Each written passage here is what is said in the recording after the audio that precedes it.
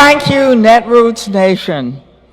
Most Americans know that Washington, D.C. is the capital of the United States. Most don't know what distinguishes our capital from every other capital in the world and every other part of the United States. Polls show that most Americans believe D.C. residents have the same rights they have in the Congress of the United States. But the residents of your nation's capital have no voting representation in the House or the Senate. The Washington, D.C. Admissions Act, our pending D.C. statehood bill, confers that right on the citizens of the nation's capital by making the District of Columbia the 51st state of the United States of America.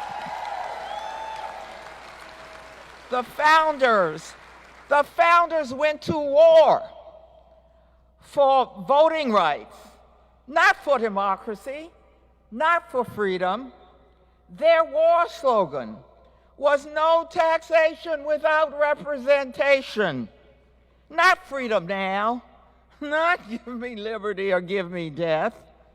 It was no taxation without representation, yet the people I represent pay the highest taxes per capita in the United States of America.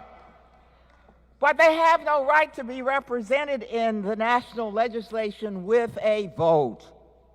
There is no evidence that the founders meant taxation without representation to apply to everyone in the United States except the residents of the capital they themselves created. To the contrary, they modeled their capital on the other capitals they knew, the European capitals. George Washington said that the District of Columbia would be what Paris was to France. Well, the citizens of Paris have always had equal voting rights with other French citizens. The reason the district is controlled by the Congress was the refusal of Pennsylvania to protect Congress itself when the capital was located in Philadelphia. 218 years later, the nation's capital has ample protection with federal and D.C.'s own special forces. But our generation is still confronted with a leftover issue of D.C. residents needlessly left without equal rights in the Senate and the House. The current system denies residents more than 2 senators and a voting House member. It deprives residents of their right to equal citizenship. Only in America do you give up the right to voting representation by moving to the capital, or in my case, being born there. Only in America can you gain the basic citizen right to be represented in the national legislation by moving from the capital.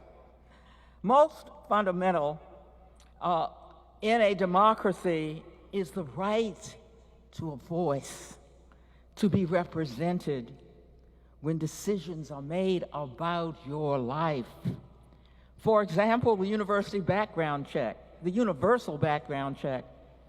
just passed the House of Representatives, requiring a background check before you purchase a gun. I could not vote on that bill to protect the nation's visitors to our capital or the people who live there, or on dozens of others that the House has voted on.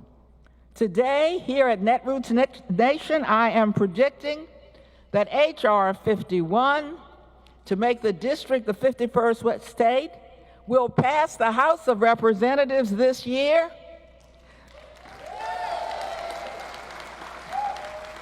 The residents of our nation's capital more than meet all the requirements for equal citizenship. That in turn requires voting representation in Congress, more time in the Union than most states, more federal taxes per capita paid than the residents of any state. Time is up. Time for H.R. 51. Time for statehood for the District of Columbia.